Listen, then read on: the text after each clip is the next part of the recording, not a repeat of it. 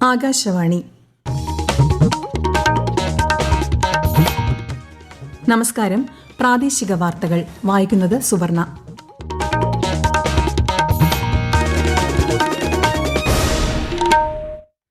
പ്രധാന വാർത്തകൾ. ഇന്ത്യയിൽ ഏറ്റവും കൂടുതൽ കാലം അധികാരത്തിലിരുന്ന പ്രധാനമന്ത്രിയെന്ന ചരിത്ര നേട്ടം സ്വന്തമാക്കിയ നരേന്ദ്രമോദിയെ അഭിനന്ദിച്ച് കേന്ദ്രമന്ത്രിസഭ പ്രമേയം പാസാക്കി. പ്രധാനമന്ത്രിക്ക് ആശംസകൾ നേർന്ന് രാഷ്ട്രപതി ഉൾപ്പെടെ പ്രമുഖർ.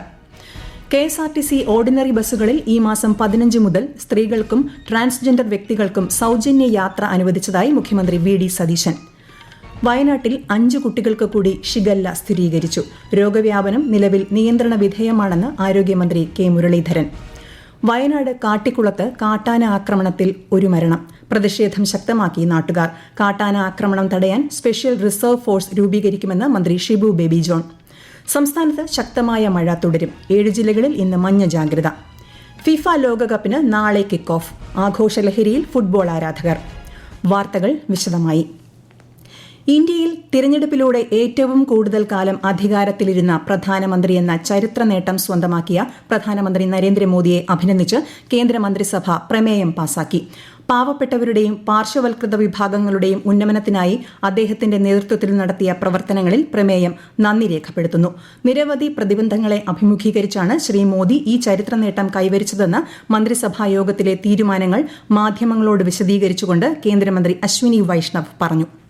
जो बहुत ही साधारण परिवार से आए और जिन्होंने अपने कार्य से, अपने विचार से और अपने नेतृत्व के साक्षी रूप से जिस तरह से देश को आगे किया, उनको 140 करोड़ देशवासियों ने उन पर विश्वास जताया और एक ऐसा कीर्तिमान बनाया जो कि भारत के लोकतांत्रिक पैमाने पे एक बहुत बड़ा कीर्तिमान है. പ്രധാനമന്ത്രി സ്ഥാനത്ത് തുടർച്ചയായി 4399 ദിവസം പൂർത്തിയാക്കിയ ശ്രീ നരേന്ദ്രമോദി ഇന്ത്യയുടെ പ്രഥമ പ്രധാനമന്ത്രി പണ്ഡിറ്റ് ജവഹർലാൽ നെഹ്റുവിന്റെ റെക്കോർഡാണ് ഇന്ന് മറികടന്നത്. ചരിത്ര നേട്ടത്തിൽ അദ്ദേഹത്തെ രാഷ്ട്രപതി, ഉപരാഷ്ട്രപതി, കേന്ദ്രമന്ത്രിമാർ എന്നിവർക്ക് പുറമെ ലോക നേതാക്കളും അഭിനന്ദിച്ചു. NDA നേതാക്കൾ ഇന്ന് ന്യൂഡൽഹിയിൽ പ്രത്യേക യോഗം ചേർന്ന് ശ്രീ മോദിക്ക് ആശംസകൾ നേർന്നു. KSRTC ഓർഡിനറി ബസ്സുകളിൽ ഈ മാസം 15 മുതൽ സ്ത്രീകൾക്കും ട്രാൻസ്ജെൻഡർ വ്യക്തികൾക്കും സൌജന്യ യാത്ര അനുവദിച്ചതായി മുഖ്യമന്ത്രി VD സതീശൻ. പ്രിയദർശിനി എന്ന പേരിലായിരിക്കും പദ്ധതി അറിയപ്പെടുകയെന്നും മന്ത്രിസഭായോഗ തീരുമാനങ്ങൾ മാധ്യമങ്ങളോട് വിശദീകരിച്ചുകൊണ്ട് അദ്ദേഹം പറഞ്ഞു. ഇതിലൂടെ ഉണ്ടാകുന്ന 800 കോടിയോളം രൂപയുടെ വാർഷിക വരുമാന നഷ്ടം KSRTCക്ക് സർക്കാർ നൽകും. ശമ്പളത്തിനും പെൻഷനുമായി നൽകുന്ന 1500 കോടി രൂപയ്ക്ക് പുറമെയായിരിക്കും ഈ തുക നൽകുന്നത്. വയനാട് ജില്ലയിൽ 5 കുട്ടികൾക്ക് കൂടി ഷിഗല്ല സ്ഥിരീകരിച്ചു. 5, 7, 8, 9, 11 വയസ്സുള്ള പെൺകുട്ടികൾക്കാണ് രോഗബാധ. ഇതോടെ വയനാട്ടിൽ ഷിഗല്ല ബാധിച്ചവരുടെ എണ്ണം 8 ആയി. വിശദാംശങ്ങളുമായി ആകാശവാണി വയനാട് ജില്ലാ പ്രതിനിധി അരുൺ വിൻസെന്റ്. 7-ാം തീയതി പരിശോധനയ്ക്ക് അയച്ച സാമ്പിളുകളുടെ ഫലമാണ് ഇപ്പോൾ പോസിറ്റീവായത്. ഇതോടെ രോഗം ബാധിച്ചവരുടെ എണ്ണം 8 ആയി. നിലവിൽ 58 പേരാണ് ആശുപത്രികളിൽ ചികിത്സയിലുള്ളത്. 14 പേർ ബത്തേരി താലൂക്ക് ആശുപത്രിയിലും 44 പേർ സ്വകാര്യ ആശുപത്രിയിലുമാണ് ചികിത്സയിലുള്ളത്. 473 പേർക്കാണ് ഇതുവരെ രോഗലക്ഷണങ്ങൾ പ്രകടമായത്. ഇവരിൽ 470 പേരും സ്കൂൾ വിദ്യാർത്ഥികളാണ്. രോഗബാധ സ്ഥിരീകരിച്ച എല്ലാവരുടെയും ആരോഗ്യനില തൃപ്തികരമാണ്. രോഗലക്ഷണമുള്ള കുട്ടികളുടെ സഹോദരങ്ങൾ പഠിക്കുന്ന മറ്റു വിദ്യാഭ്യാസ സ്ഥാപനങ്ങളിലും ജാഗ്രത തുടരുകയാണ്. രോഗവ്യാപനം തടയുന്നതിന്റെ ഭാഗമായി ബത്തേരി താലൂക്കിലെ 12 സ്കൂളുകൾക്ക് 3 ദിവസത്തേക്ക് അവധിയും പ്രഖ്യാപിച്ചിട്ടുണ്ട്. ഷിഗല്ല വ്യാപനം നിലവിൽ നിയന്ത്രണ വിധേയമാണെന്ന് ആരോഗ്യമന്ത്രി K മുരളീധരൻ. സമ്പർക്കത്തിലൂടെ രോഗം പടരുന്നതായി സംശയമുണ്ടെന്നും ഇതു സംബന്ധിച്ച റിപ്പോർട്ട് 2 ദിവസത്തിനകം ലഭിക്കുമെന്നും അദ്ദേഹം കോഴിക്കോട് പറഞ്ഞു. ഷിഗല്ല രോഗബാധ റിപ്പോർട്ട് ചെയ്ത കോഴിക്കോട് തലക്കുളത്തൂർ പഞ്ചായത്തിൽ ഉൾപ്പെടുന്ന 10 സ്കൂളുകളിൽ ഭക്ഷ്യസുരക്ഷാ അധികൃതർ സന്ദർശനം നടത്തി. സ്കൂളുകളിൽ നിന്ന് കുടിവെള്ള സാമ്പിൾ ശേഖരിച്ച് പരിശോധനയ്ക്കായി അയച്ചു. കോഴിക്കോട് സ്വദേശിയെ നിപ രോഗലക്ഷണങ്ങളോടെ സ്വകാര്യ ആശുപത്രിയിൽ പ്രവേശിപ്പിച്ചു. സ്രവ സാമ്പിളുകൾ PCR പരിശോധനയ്ക്ക് അയച്ചിരിക്കുകയാണ്. ആശങ്കപ്പെടേണ്ട സാഹചര്യമില്ലെന്ന് ആരോഗ്യമന്ത്രി K മുരളീധരൻ അറിയിച്ചു. വയനാട് കാട്ടിക്കുളത്ത് കാട്ടാന ആക്രമണത്തിൽ ഒരു മരണം. പുളിമൂടുകുന്ന് മിച്ചഭൂമിയിലെ രാജുവാണ് മരിച്ചത്. രാവിലെ 10:15ഓടെയാണ് ആനയുടെ ആക്രമണമുണ്ടായത്. വയനാട് മെഡിക്കൽ കോളേജ് ആശുപത്രിയിലേക്ക് മാറ്റിയെങ്കിലും ജീവൻ രക്ഷിക്കാനായില്ല. രാജുവിന്റെ കുടുംബത്തിന് 50 ലക്ഷം രൂപ നഷ്ടപരിഹാരം, കുടുംബത്തിലൊരാൾക്ക് സർക്കാർ ജോലി തുടങ്ങിയ ആവശ്യങ്ങൾ ഉന്നയിച്ച് CPIMന്റെ നേതൃത്വത്തിൽ നാട്ടുകാർ പ്രതിഷേധിച്ചു. കുടുംബത്തിന് 14 ലക്ഷം രൂപ നഷ്ടപരിഹാരം നൽകാനും അടിയന്തര സഹായമായി 5 ലക്ഷം രൂപ അനുവദിക്കാനും MLA ഉഷ വിജയനും വനംവകുപ്പ് ഉദ്യോഗസ്ഥരും നടത്തിയ ചർച്ചയിൽ തീരുമാനമായി. കാട്ടാന ആക്രമണം തടയുന്നതിനായി 500 പേരടങ്ങുന്ന സ്പെഷ്യൽ റിസർവ് ഫോഴ്സ് അടിയന്തരമായി രൂപീകരിക്കാൻ മന്ത്രി ഷിബു ബേബി ജോൺ നിർദ്ദേശം നൽകി. കാട്ടാനകളുടെ സാന്നിധ്യം പതിവായി അനുഭവപ്പെടുന്ന ഹോട്ട്സ്പോട്ടുകളിൽ 5 പേർ വീതമുള്ള 100 ബാച്ചുകളായാണ് ഫോഴ്സ് രൂപീകരിക്കുന്നത്. മേഖലയെക്കുറിച്ച് അറിവുള്ള ഗോത്രവിഭാഗക്കാർ, വനംവകുപ്പിൽ നിന്നും വിരമിച്ച വിദഗ്ധർ, പരിചയസമ്പന്നരായ തദ്ദേശവാസികൾ, സാങ്കേതിക പരിജ്ഞാനമുള്ളവർ തുടങ്ങിയവർ സ്പെഷ്യൽ റിസർവ് ഫോഴ്സിൽ ഉൾപ്പെടും. വന്യജീവി ആക്രമണവുമായി ബന്ധപ്പെട്ട് കുറേക്കൂടി ഉത്തരവാദിത്തപൂർണമായ സമീപനം സംസ്ഥാന സർക്കാരിന്റെ ഭാഗത്തു നിന്നുണ്ടാവണമെന്ന് പ്രതിപക്ഷ നേതാവ് പിണറായി വിജയൻ. 2 ആഴ്ചയ്ക്കുള്ളിൽ 6 പേരുടെ ജീവനാണ് സംസ്ഥാനത്ത് നഷ്ടപ്പെട്ടതെന്നും ആക്രമണങ്ങളിൽ ജീവൻ പൊലിഞ്ഞവരുടെ കുടുംബങ്ങൾക്ക് അടിയന്തര സഹായം എത്തിക്കണമെന്നും അദ്ദേഹം പറഞ്ഞു. ഈ വാർത്തകൾ ആകാശവാണിയിൽ നിന്ന്. ആകാശവാണി വാർത്തകളും വാർത്താധിഷ്ഠിത പരിപാടികളും all India radio news Thiruvananthapuram YouTube ചാനലിലും all India radio news Thiruvananthapuram Facebook പേജിലും AR News_ തിരുവനന്തപുരം ഇൻസ്റ്റഗ്രാം അക്കൌണ്ടിലും AR News_TVM X ഹാൻഡിലും ലഭ്യമാണ്. നടി ആക്രമിക്കപ്പെട്ട കേസുമായി ബന്ധപ്പെട്ട മെമ്മറി കാർഡ് ചോർന്നതിൽ അന്വേഷണം ആവശ്യപ്പെട്ട് അതിജീവിത സമർപ്പിച്ച ഹർജി പരിഗണിക്കുന്നതിൽ നിന്ന് ജസ്റ്റിസ് കൌസർ എടപ്പകത്ത് പിന്മാറി. ജസ്റ്റിസ് ജോബിൻ സെബാസ്റ്റ്യനും കേസ് പരിഗണിക്കുന്നതിൽ നിന്ന് കഴിഞ്ഞ ദിവസം പിന്മാറിയിരുന്നു.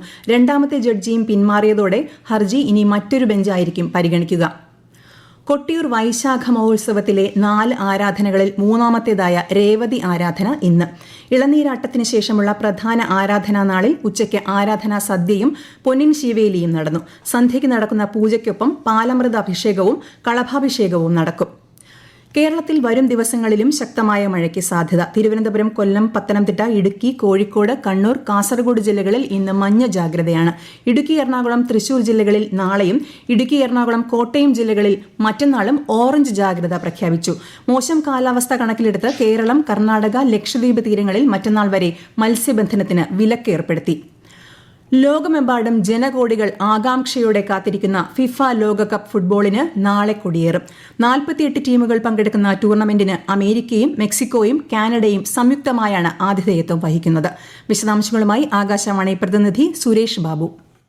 48 ടീമുകൾ 39 ദിവസങ്ങളിലായി 104 മത്സരങ്ങൾ. അമേരിക്കയിലും കാനഡയിലും മെക്സിക്കോയിലുമായി 16 നഗരങ്ങൾ ലോക ഫുട്ബോൾ യുദ്ധത്തിന് സാക്ഷിയാവും. ഫിഫ ലോകകപ്പ് ഫുട്ബോളിന്റെ ചരിത്രം മാറ്റി എഴുതപ്പെടുകയാണ്. പുൽമൈതാനങ്ങൾക്ക് തീപിടിക്കുമ്പോൾ ലോകമെമ്പാടുമുള്ള കാൽപന്താരാധകർ ശ്വാസമടക്കി പിടിക്കും. ഇനിയുള്ള 40ഓളം ദിനങ്ങൾ അവരുടെ ഊണും ഉറക്കവും കാൽപന്തിന്റെ ഭൂമിയിലാവും. ഇഷ്ട ടീമുകളുടെയും പ്രിയതാരത്തിന്റെയും ആഹ്ലാദവും കണ്ണീരും ഭൂഗോളത്തിന്റെ ഏതെങ്കിലും കോണിലിരുന്ന് അവർ ഹൃദയത്തിലേക്ക് ചേർക്കും. അമേരിക്കയിൽ കിരീടം നിലനിർത്താൻ അർജന്റീനയ്ക്കാകുമോ? പുതിയ ജേതാക്കൾ ബ്രസീലോ, ഫ്രാൻസോ, ജർമ്മനിയോ, സ്പെയിനോ, ഇംഗ്ലണ്ടോ? റൊണാൾഡോയുടെ പോർച്ചുഗൽ കറുത്ത കുതിരകളാകുമോ? അതോ ഇവരൊന്നുമല്ലാതെ ലോകകപ്പിന് പുതിയൊരു അവകാശി വരുമോ? കാത്തിരിക്കാം. ജൂലൈ 19 ന്യൂജേഴ്സിയിലെ കലാശ പോരാട്ടം വരെ. ഫിഫ ലോകകപ്പിനോടനുബന്ധിച്ച് ഉപഭോക്താക്കൾക്കും ഫുട്ബോൾ ആരാധകർക്കുമായി പ്രത്യേക ഓഫർ പ്രഖ്യാപിച്ച് സപ്ലൈകോ.